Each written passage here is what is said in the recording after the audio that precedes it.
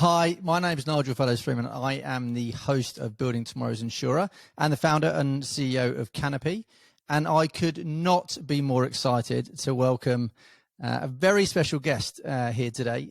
She has been blazing the trail since a very early age in the insurance industry. I am super excited for the conversation. I'm super excited to hear some of the stories that I've heard a few of over time that I'm keen to dig a little deeper into. And so, Sam White, thank you for joining us. It's a pleasure to have you here. Thank you for having me on. I'm slightly nervous now of which stories you've heard, Nigel, but I'm going to flow with it. I have no secrets.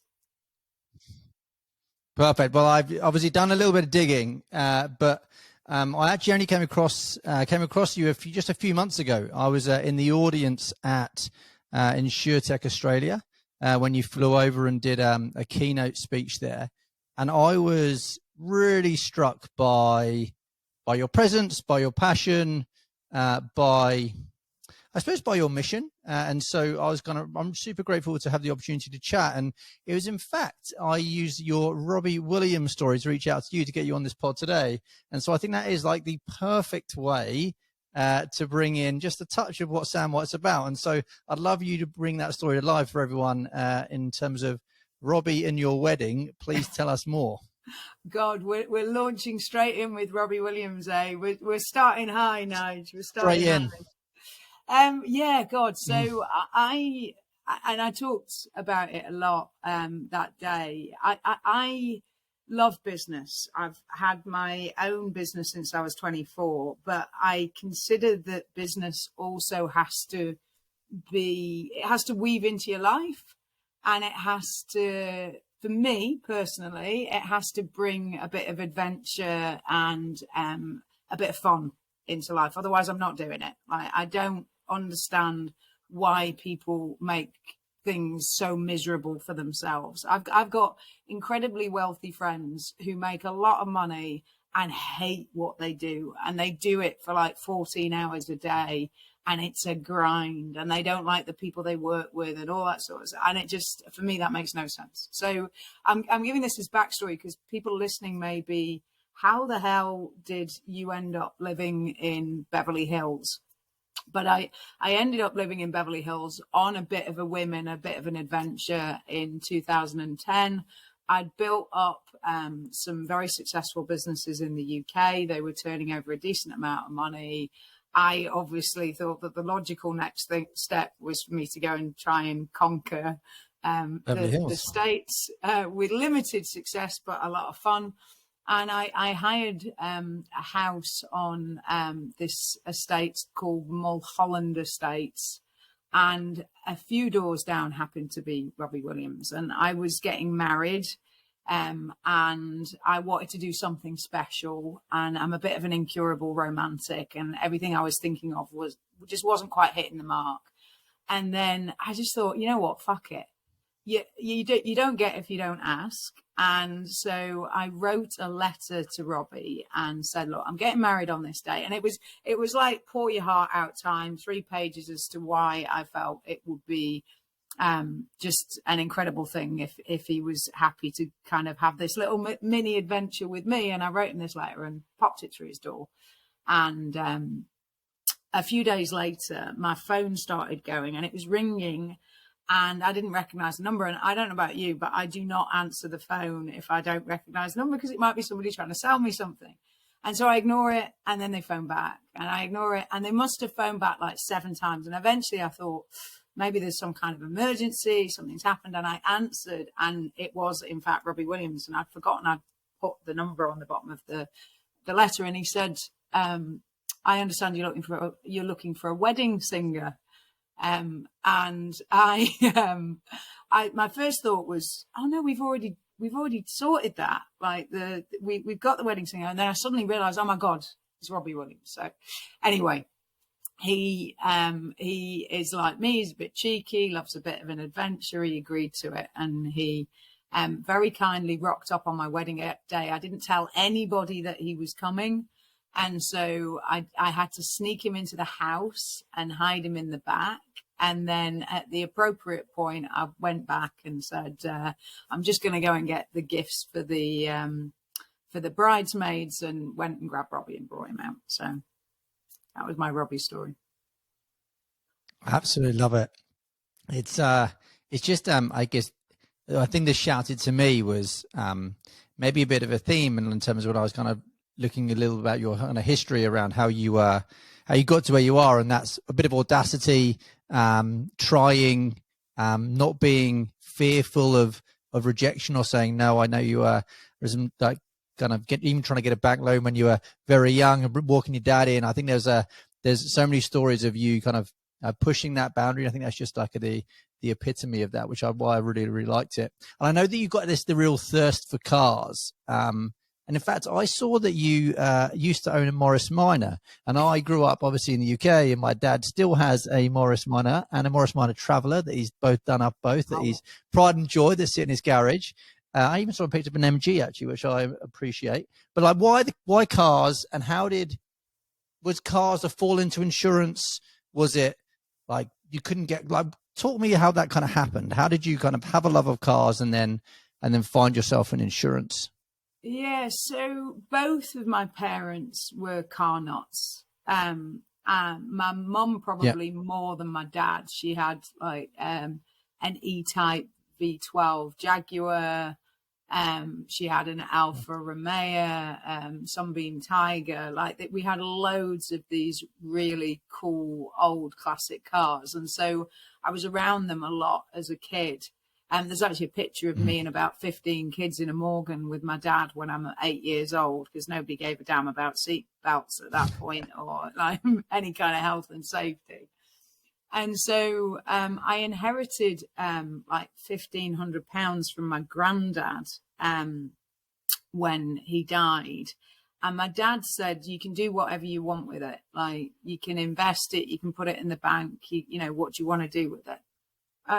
And I decided I wanted to buy a car because I'd been watching, ironically enough, I'd been watching Neighbours. And you remember Charlene, Kylie Minogue, the character?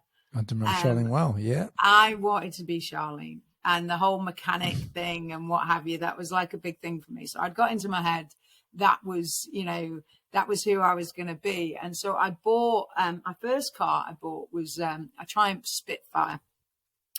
And I did it up in the garage with my dad. I ended up doing a BTEC in motor vehicle technology as like one of my side GCSEs. And so I learned a little bit of my way around the cars, did this car up. And actually, ironically, I couldn't insure it when I got to 17 because it wasn't quite old enough. So classic cars, normally you can get some really decent insurance deals on. But my classic car wasn't old enough for me to do that. So I sold it and I made a profit on it. And I used that to buy the Morris Minor. But I think that kind of enthusiasm and passion was in my blood. And the minute I started making money, I went out and I went through every single expensive car you can imagine that I'd had a desire for. I had a picture of, I don't know, an RX-7, you know, the rotary engined RX-7. Looks a bit like the Batmobile. Yeah. I saw one on a road when I was about 15 and I was like, oh my God, what is that? I have to have one of them. And I carried a picture of that car around in my wallet until I eventually bought it when I was 19. And I remember my boyfriend at the time was really aggrieved by the fact that I had a photo of the car in the wallet and not a picture of him. Him. Yeah. Show where your heart really was, eh? Show where your heart really was. Yeah. And how did that passion translate to insurance, right? Like, because you started early, right? You started young. You started that first business early 20s. And so I'm interested in that founding story. Like, was it painful? Was it an opportunity? What was that thing that went, actually, let's start this claims business? Yeah, so I did a psychology degree at university, but I had to leave. I had some challenging family circumstances, which I've always been pretty honest about. My mum had addiction issues, and that started to really spiral in my teenage years and kind of hit a bit of a crescendo in my early 20s. And it meant that I couldn't stay at home any longer. And so I needed to go out and get a job. And I saw a job advert for this motor claims business. I knew nothing, obviously, about claims, but I knew about motors, and the salary was good, and they offered to sales train you and what have you. So I was like, you know what, I'll do it. And I got this job, and I did really well with it. And there was a couple of things about it. I love people. Like, I've always loved people. I'm interested in their stories, and I like connecting and learning.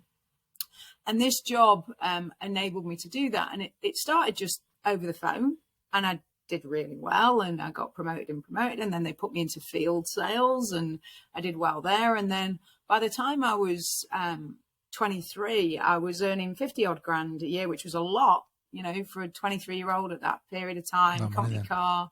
I was like taking all my mates out to the pub at the weekend. And I was national accounts manager. You know, but I was not in a good space. So I was 5 stone overweight. I was smoking, I was drinking. And then 3 things happened in quick succession. I broke my leg when I was having a water fight at 3 o'clock in the morning, drunk with some friends, male friends. Girls don't do that stuff. This is why having male friends at a young age is not a good idea. I then broke up with my boyfriend, as eventually I was to end up dating and then marrying women. That probably speaks for itself. And then my mum died. The addiction got the better of her, and she overdosed when I was 23. And I just had this epiphany of that life was very short. And if you're not really careful, things can get away from you, and you can end up just doing things that you don't enjoy, that don't serve you. And, you know, so I just said I wanted to do something different. And to be honest, I didn't have a clear vision. I was 24. I just knew I didn't want to work for somebody else. I wanted to sort myself out, get my health under control. And I just kind of had this real burning desire for independence. So I would do anything at that point in terms of just hustling to make appointments and engage. But I had the experience in claims, and that was the thing that I started with and started to build from. I love it. And it's, I think the claims industry is really the, kind of what the insurance industry is all about almost, because that's really kind of when that kind of moment of need is. And so I think you must learn a bunch at that point, because that's really tells you everything that kind of customers need, right? You kind of learn exactly what a customer needs and how they feel. And in that kind of exact moment of, trauma, I suppose, you're there kind of support it. And I think that's the really positive part of the industry that's often forgotten or missed, is that kind of is there to support folks when they have a pretty rough time. And so, yeah, it's interesting you started there. But like translating that forwards, and kind of maybe fast forwarding a little bit to today in terms of Stella. And I'm sure that's a kind of culmination of a bunch of things you've had that's kind of your career to date has taken you towards, right? And so kind of maybe just interested in the kind of where it came from, how you kind of, why you took the kind of left, right brain, that guys. I love this. Like, I'd love to talk a little bit around that and give the listeners a little bit of a sense of, how you came to Stella and the thinking behind it. Yeah. So, I mean, I'm 48 now, so it's 24 years I've been kicking around the industry. And I try and be as honest as possible in that I've had a great 24 years, loads of adventures, met lots of interesting people, and managed to build some successful businesses. But being female in such a male-dominated industry does present its own challenges, and I've pretty much gone through all of them at different points. And I'm a very confident, bullish woman. So I can go, well, if I've had that experience, how bad's it been for everybody else? Because, if that's been, where I've hit these walls, and there's only a penny in every pound goes to female founders in investment. That's a fact. And, whenever I tried to get bank loans or bank support or anything over the years, I would always get knocked back. And it made me very, very resilient, because if things are handed to you, you probably don't learn how to be really innovative and find solutions and, do things differently. But it was tough going. So, I had that experience. I had the experience every event I went to, I'd be the only woman there. And, by and large, the guys in the industry are great, and they're good people. And I think they are respectful of women, but there is a proportion that aren't. And, I had wildly inappropriate sexual advances from business partners, from, but just people that you would come across in the industry on a general basis. And whenever I say that, and I've said it a few times, when I've been talking publicly, I always get a raft of women will come up to me afterwards and say, thank you for saying it out loud. And I think it's hard when you are in something to really see it for what it is, and really understand the experience that people have. But even something not as extreme as that, my view is insurance is, because it's so male dominated, and I say left and right brain, although I've been pulled up for that because apparently the brain scientists are saying it's not left and right anymore. So, but if you just go masculine, feminine, and actually both men and women can have masculine and feminine sides to their characters. I've got my best friends are male, and they're very in touch with their feminine side. But I think financial services is not in touch with its feminine side. And it's very analytical. It's KPI driven, which is that sort of masculine, grow at any cost, more, bigger, that type of thinking.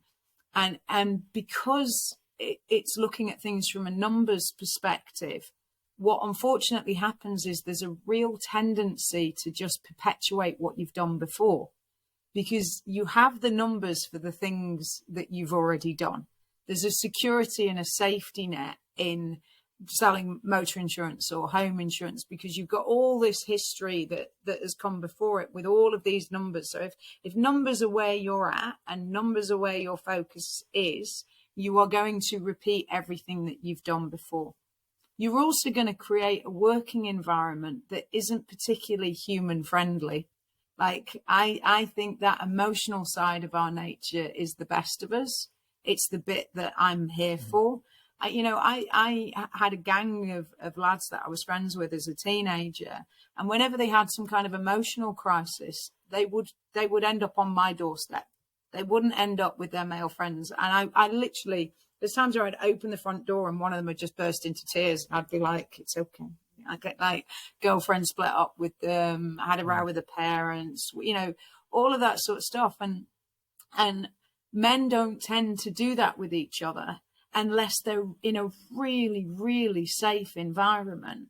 And financial services doesn't give them that safe environment. It tells them that what they need to be focusing on is the numbers and the KPIs, and you've got to be the best and you've got to beat everybody else. And so that environment, women it's a massive turn off. So you want to know why women aren't attracted to the industry from a job viewpoint. A lot of times I sit in rooms and they go, we just don't understand it. Nobody's applying for a job. And I'm like, you have no idea how horrific this is, like, because they don't understand, like, this does not appeal to women. They're out, they're gone. And so, from my perspective, launching Stella was on a multitude different bases. I was saying, right, well, if this is the industry, how likely is it that they are not thinking about products from a female perspective? How likely is it that they're not getting the right talent into their businesses to do that? And if we started to design just on that very simple basis, it's 50% of the population, they make 80% of the consumer decisions. If we started to say, okay, what do women want? And are they seeing it in the products that we're developing? What would that look like? And that was kind of the birth of Stella. And how do you think it's leveling the playing field? Like taking those kind of those points you've just made, which I think bang on the money around constructing the product, and that being like the core thing that sits behind everything, right? You can kind of have everything that sits on the front in terms of branding and positioning and all those things, but really the thing that sits at the back is the product, which is the meaningful thing, right? And so can you talk to me a little bit about that, around how like you spoke a little bit about how you're leveling the field for women with the product construct you're putting together? Yeah, and look, we're at the start of a very, very long journey. So there is so much stuff that we want to tackle and get involved with. On the motor product, we did a lot of research to start with. So we said, okay, what it isn't working for women. And for instance, in Australia, they've tackled this in the UK, but the loyalty tax is still allowable. So you can charge people more for a renewal piece of business than you can for new business. Women hate that. Loyalty is a much bigger trigger for women than it is for men. We won't get into the ramifications of that in other areas of people's lives, but it's a big trigger for them. So we removed that. We said we won't ever offer a cheaper quote in new business than we do for the same risk at renewal. We realised that there wasn't enough cover for the contents that women tend to have. Even like my general manager, Renee, will say a pram costs more than a house. I mean, I'm sure it doesn't, but, you know, they're expensive. And a lot of the baby... Close to. They are so expensive. A lot of the baby accoutrements weren't covered because they just hadn't been considered in the policy. So we added that in. Then there was more philosophical issues. So we discovered that most policies, if somebody damages your vehicle that is known to you, they'll repudiate the claim. And the problem with that is domestic abuse is largely something that is suffered by women. Men do suffer with it as well, but it's disproportionately women. And often when they are abused, the abuser will also damage their property. So you end up with this double whammy that maybe they've been through that situation and then their vehicle gets damaged by this individual and then the claim's repudiated. So we wanted to remove that clause from the policy. We give $5 from every policy that we sell to Women and Girls Emergency Centre. We've given over $100,000 in Australia to them today, which we're super proud of. You know, it's not millions, but considering the fact that we're a start-up, we still haven't done our first raise. We're not making money, but this was something that we wanted to show women. When we say we're with you, and we're with you at the hardest possible period of time that you could experience. And then we took that and we said, how could we combine those two things, insurance and this very real need that we can see is out there? And we've just started, we've designed it. We're just working out the deployment mechanisms, but we designed the first ever domestic abuse insurance because, again, this idea that you could create a policy that would solve a real world problem. So that is being embedded in the motor insurance policy. And then if any of our policy holders are a victim of domestic abuse, they can get access to funds and get out. And it's just the start for me. I just discovered literally a couple of weeks ago that most health insurance policies don't have any coverage for the menopause, which is insane. 20% of the population is menopausal. You cannot see it in any of the policy documents that are out there because No disrespect, they've been designed by men. Men are terrified of the menopause. Most women don't like to talk about the menopause. So you've just got this whole chasm, this black hole. And our thing as well is, okay, there's product design, there's changes there, there's that commitment to the wider community, but there's also that education piece, that conversation. We don't talk about insurance at all to our policyholders because nobody wants to talk about insurance. We talk about the things that are important to them. So we've partnered with Generation M, which is a menopausal purpose-driven business that's helping brands understand the menopause and how they can design products to help support them. And then we can share that content with our policyholders and say, watch out for this. Because, practically speaking, from an actuarial viewpoint, they'll say women become a worse risk from the ages of 50 to, and of course it's during the menopause, you've got brain fog, you've got, heightened emotions. So that it starts to then weave into, can we help? Like, can we help stop the thing being a problem in the first place? But it's conversations that really insurers probably haven't traditionally engaged with, and certainly not from a female perspective. No, totally. And I think the wordings is such an interesting thing. Obviously I've many a night kind of read through a bunch of different wordings, and we're actually doing a product at the moment, and it's this wording's been carried over for, it must have been years, and it's got about hovercrafts in it. It's a business policy, and it's got hovercrafts in it. I spoke to the carrier and I was like, what on earth is this? And they're like, it's just in there. It's just been in there for years. And I was like, well, it doesn't mean it should stay in there just because it's been in there years. Like, absolutely bananas. I know we'll find so much more. So what we're on a raise at the moment to get in product designers, but one of the roles that I want is somebody to just sit and go through exactly that, because I will guarantee that there are some, up until 1976, I think there was certainly in the UK law, there was still that inference that women belonged to their husband. And I am sure that buried deep in the heart of some of these policy wordings, there'll be some crap that you really don't want to have in there.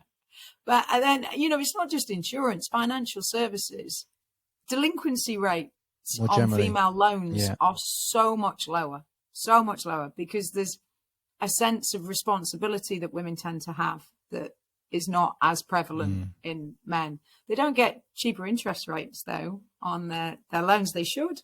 It's, if you actually looked at it from if you actually apply the data, don't take a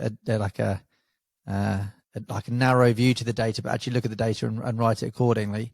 I think you bang on. And you touched on there, more generally financial services. Do you have a view to spread from insurance with Stella, across different financial services? Is that a more of a vision for the business, or is it kind of an insurance business at its core? I'm coming for it all.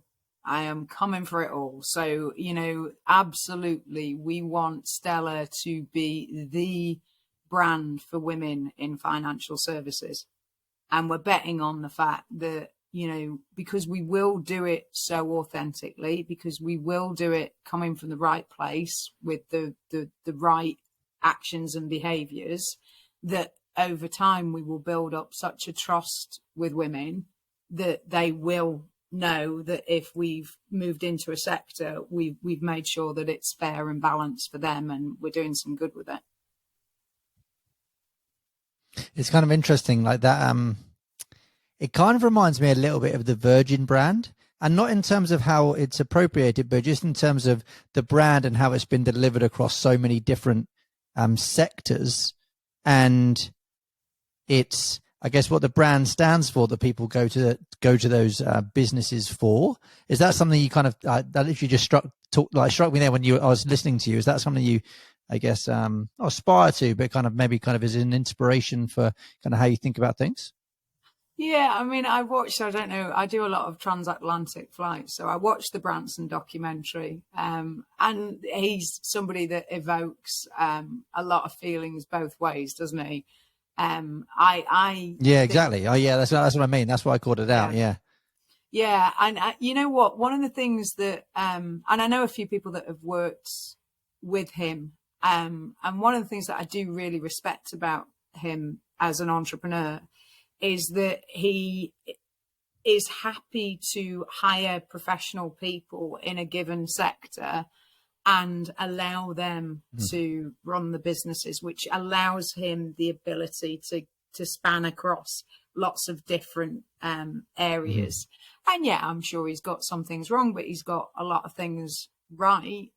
And he was an entrepreneur of his generation.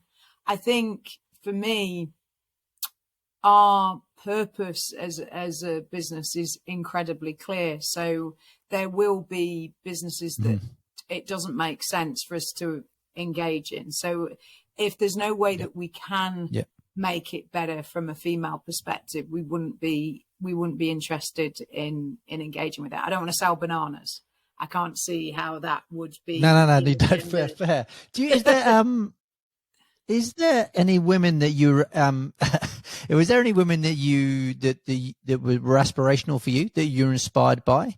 Like, are there any figures or any kind of who?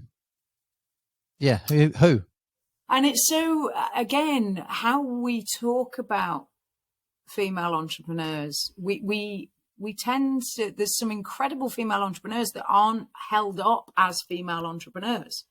So Oprah Winfrey, I absolutely love that woman. She's astounding. And I watched the Light Within Us, and it was her and Michelle Obama chatting on stage, and it was just absolutely magic. But she's an incredible example of an entrepreneur, but we think of her as a TV show host. And, you know, there's so much more.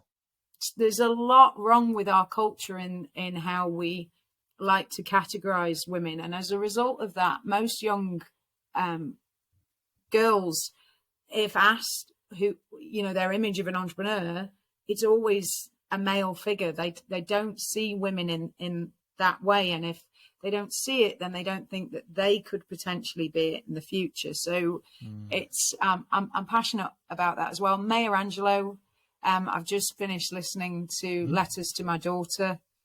The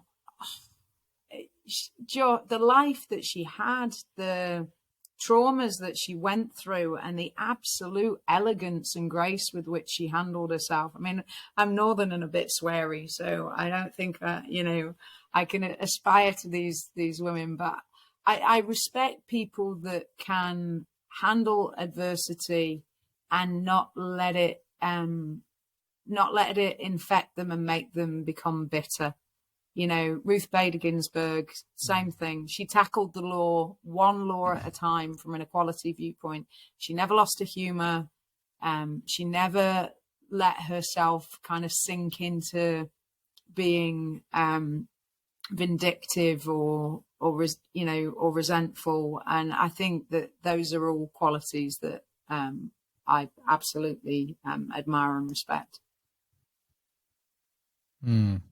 If you could go back to your younger self,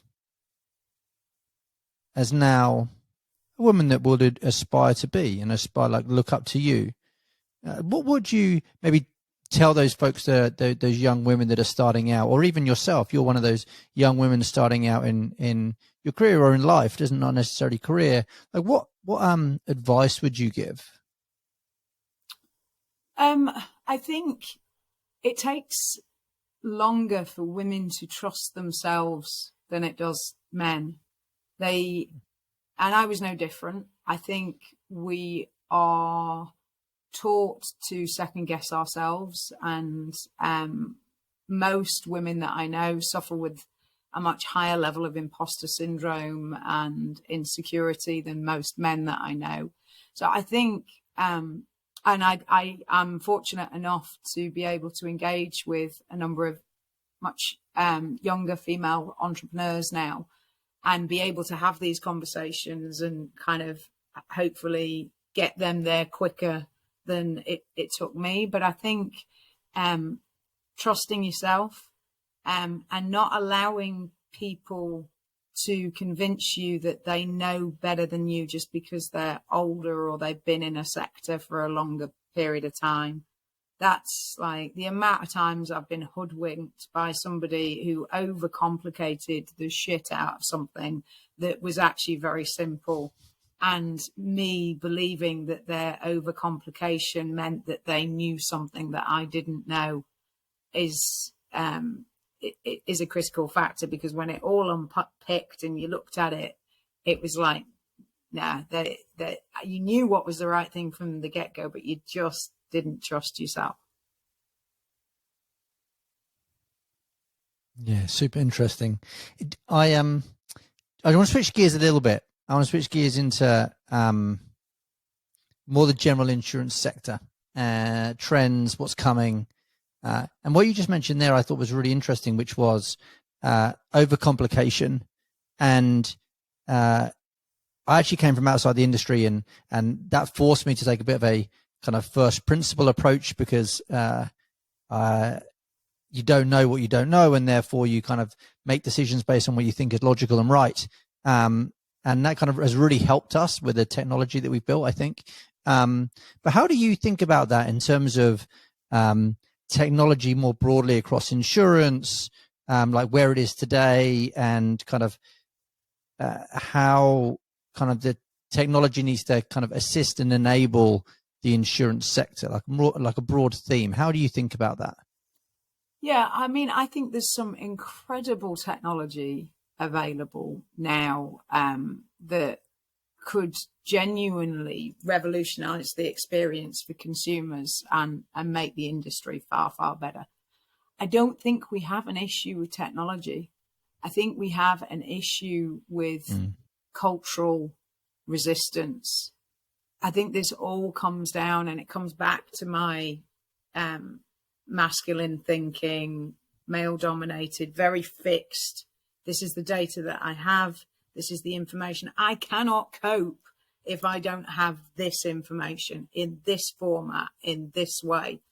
And what I've witnessed is huge blockers to actually doing the right thing, getting the right result, that comes from a absolute resistance to change, and a resistance to doing something like even remotely different to what they've done before.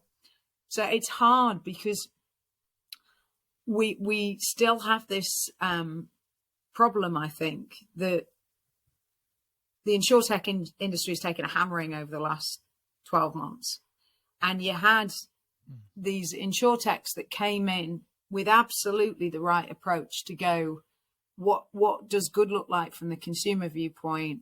How am I going to make this experience work from a consumer viewpoint? But you can't do that because you need the industry. Insurance, it does require a huge volume of capital that has structures in it and agreed ways of working that can't stay the same and then engage with this new technology. So trying to build a bridge between those two things is a constant challenge for me. I own my own tech stack. We bought the tech company that built our platform for us originally, but we are constantly walking that balance between using the existing ecosystem and making sure that the existing ecosystem is happy, and being able to deploy the right technological solution. And I think the answer is that you have to work so hard on the communication piece. And I'm very direct. And so I probably find it a bit easier if I'm in a meeting and it's the unspoken stuff that kills you.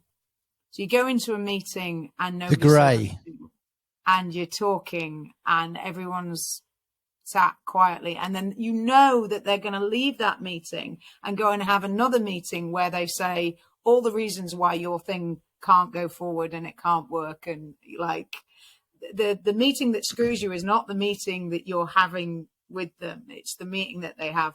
And I will call that out, and I will push really hard to, I had it a couple of days ago. My team was on a call with another team, and they came back and they went, Sam, they were so defensive and, really guarded. And I said, let me pick up the phone. And I phoned the principal and just said, this was the experience of my team. What don't we know? Like, why are they feeling like this? Why are they so guarded? And he told me why. And I was like, okay, we can fix that. Like, that's fine. But people we can fix that. We can fix that. But people won't tell you. So you have to, if it feels wrong, if the engagement feels wrong in any aspect of your life, personal, work, whatever, then it probably is wrong. And you need to find out why. And you just need to keep prodding until people tell you what the actual objection is. You in terms of what you mentioned there, which is kind of the value chain, I suppose, and the culture, the people and the processes to be able to do things differently at any point in that value chain needs everyone. Needs the reinsurers, need the carriers, need the technology partners, need the distributors. Everyone needs to kind of be aligned, right? And I think if I reflect on when we've done like technology implementations that have been great and ones that have not worked, it's always because there isn't a joint understanding and belief in what you're doing. Absolutely. Because maybe there's different stakeholders. As soon as you're not on exactly all aligned and have a real clarity and transparency across actually what you're trying to do, they've always failed. They've always fallen over. And it's, what I find really interesting, and this is one of the things that it's been my approach, and I've been told it's the wrong approach, and I've gone back and forth with, is, same, in personal relationships, one of you has to make the first move. One of you has to be prepared to be vulnerable and transparent in order for the other one to feel safe enough to do that. And I'm happy to be that person. We are taught in business to hold your cards close to your chest.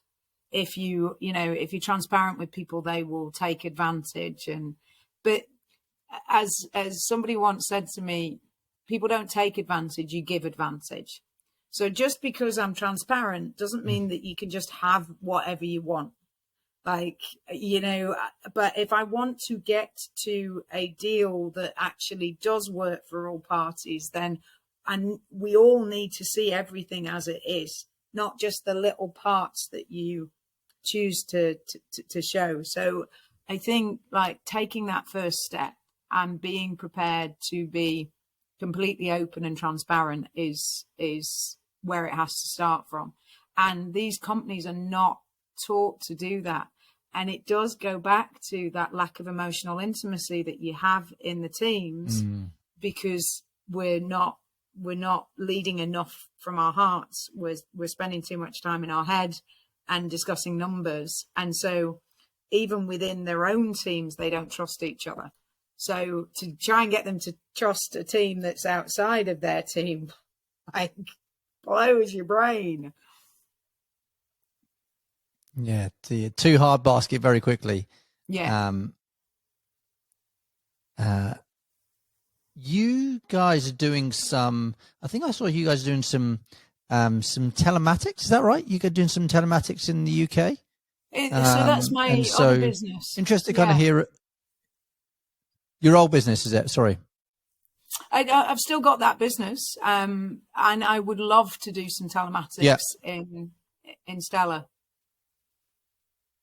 Yeah, and it's have you found getting carrier support for it's been difficult? Have you found that have you found any barriers to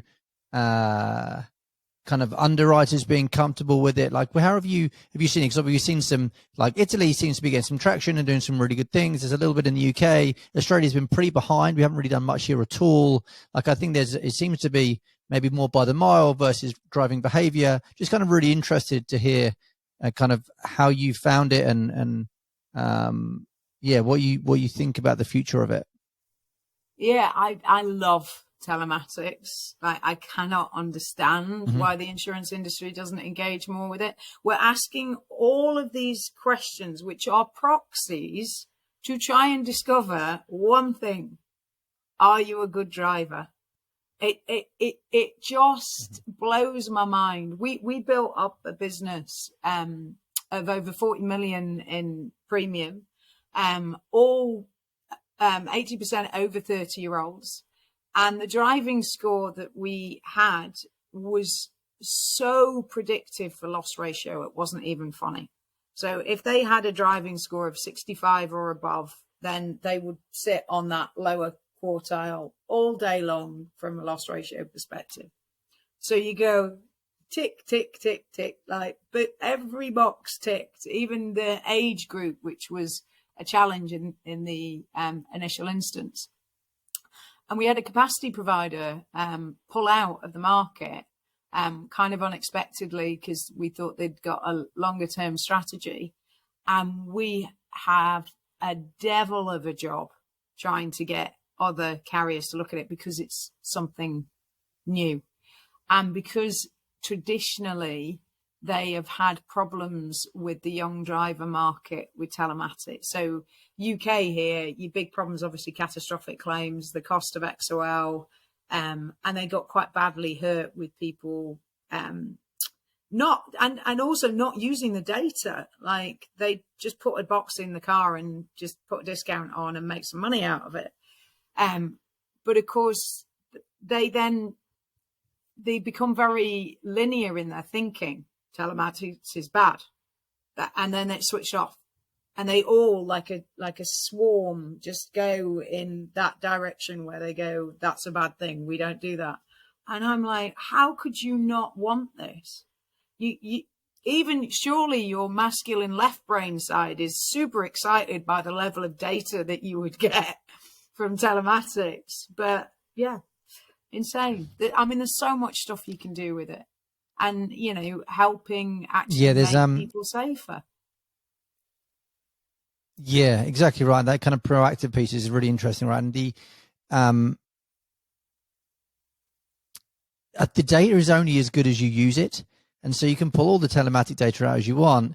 But if the kind of models that are sitting behind it, that are writing the products, are still old models that don't take these kind of data points into account, then you're going to write bad risk and you're going to have really unprofitable books. And so kind of this disconnect, right, which has kind of led to this, I think, and from what I see, has led to a bunch of like people walking away, but actually the implementation has been really poor, which has kind of led to the dismay. So what do you think about the impact of autonomous? Obviously it's in the, like, I feel like it's a fair way away. Like, it's not, I don't know, next decade, maybe the decade after.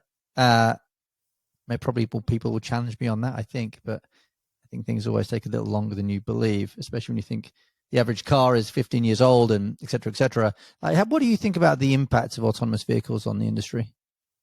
Yeah, I mean, I've seen a lot of stuff around this because, you know, there's a thought process that the policy will change to be more of a cyber risk than the standard policy that we have now. I have a non-exec that talks far more eloquently on this, guy called David Williams, who was at AXA for a number of years. You should definitely get him on to have a chat because he's super well informed. But there's the moral question with autonomous vehicles, which they always keep reverting to, which is, you know, if the computer knows that swerving to avoid an accident, you're as the driver gonna die, but you're gonna save the lives of the people in the car that is coming towards you, then how do you underwrite that risk, and would anybody get in the car knowing that the car's main priority is to mitigate risk for everybody else and not necessarily you? So there's a view that fully autonomous would never happen because they just can't get past that one kind of trigger point as to who's responsible. And also I think there's some issues with, in order for it to be fully autonomous, the traffic systems and the mapping system also has to be able to align fully with it. I think what we'll end up with is a hybrid where we'll have a lot less claims. And you would hope that would then bring down the cost of insurance. But what we've seen over the last 10 years is the cost of repairs has gone through the roof because all of this new technology is really expensive to replace and deal with. And so actually there may be less claims, but they're costing more money. And so we still end up in a situation that the insurance is not cheap.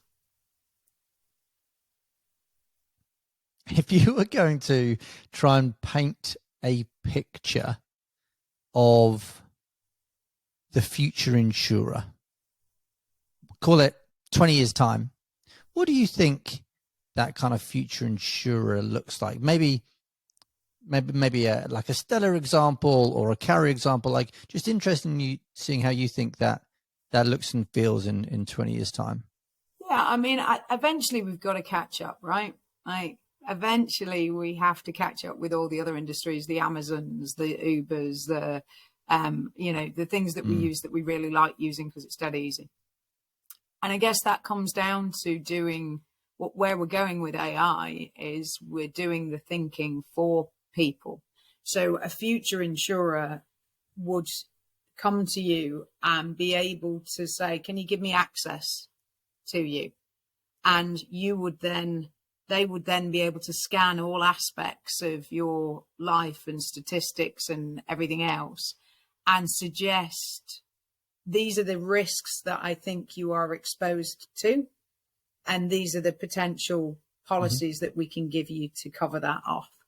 And you choose which bits you want and which bits you don't. But we can give you that holistic package. I mean, I saw a piece of technology that was able to plug into your Wi-Fi and through that see what devices you have in your house and then compare those devices to the policy that you had to be able to go, actually, have you got, is your contents cover only 100 grand? And I can already tell from your Wi-Fi connections, you've got £500,000 worth of equipment, or have you got cover that you don't need because I can see your policy wordings doubling up in these areas and you've already got it covered on your equipment. So I think for me, it's around that flexibility, that choice, and that ease of purchase.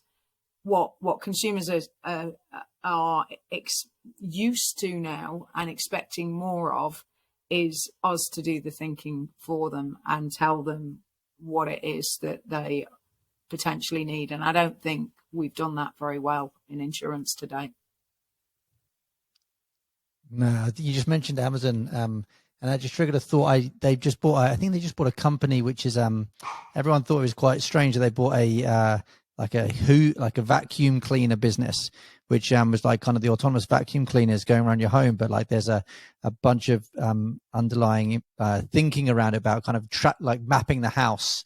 And so actually the vacuum kind of goes around the home, maps the home, sees what's exactly in the house, kind of it gets a really great picture of data. So it's more of a data play than actually wanting to kind of get into the industry.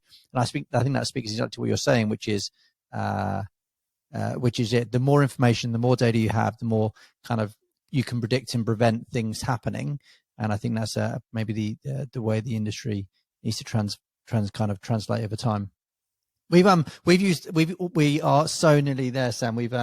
This has been so great. But I would really like maybe just to kind of wrap and maybe kind of give you an opportunity to really share your vision of the future of Stella. Like I'd love to maybe end on that because I think, I know the listeners love to hear it. I'm sure you would like to tell us. And so, please, can you share that vision of Stella over the next kind of few years? Yeah, so I mean, for us, we are on an absolute mission, and the whole team is behind that. My general manager is actually moving her entire family to the UK to take that next kind of step. She's replaced herself in Sydney, and she's coming over here to work with me as the chief operations officer and help us move forward. Stella's going to be a global brand for financial services. What we want to do is genuinely get into every single product where we feel that women won't have been considered, the product won't be fit for purpose, and redesign it from a female perspective so that they can have what they deserve. They should have menopause cover in their health insurance, for Christ's sake. Like that should be there. But we also want to be an integration point between other women and financial services. So we've partnered already with a raft of female-based communities. We Are One Roof in Australia, Enterprise Vision Awards and Northern Power Women in the UK are all female entrepreneur platforms. And the beauty about that, and we go back to that collaboration and communication, is we're already having forums with these women and saying, what, your business owners, what don't you get at the moment from financial services that you would like to have? And there's a whole raft. We mentioned about loans and why can they not get funding? And when they do get funding, why aren't they getting a lower interest rate based on actually performative data around women? So for us, the plan is global across a whole spectrum of financial services products. We do have this social purpose. So any product that we launch will have a give back, which is around issues that we think are important to women, whether that be domestic abuse, or we decided to partner with a local children's charity here in the north of England that helps underprivileged kids have a safe space to go to and kind of have a little bit of hope for the future.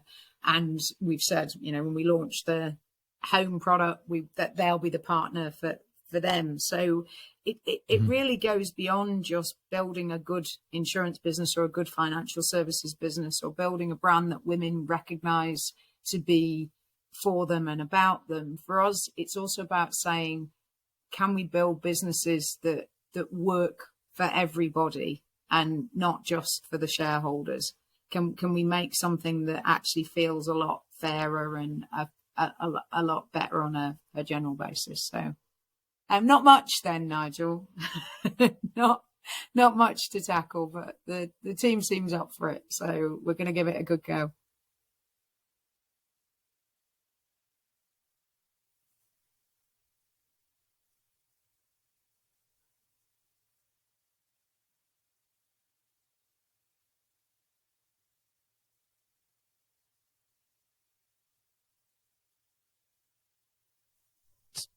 Sam, thank you so much. It's been an absolute blast. I've really enjoyed the conversation. I have really enjoyed listening to your stories, and it continues to inspire me, and I'm sure it's inspiring a bunch of folks listening. And so thank you for everything you're doing for women, for the industry, and keep doing what you're doing. We'll be cheering from the sidelines, and make sure that you look us up next time you're down in Australia. We'd love to say hi and go out and grab a coffee. Sounds good. Thanks so much, Sam.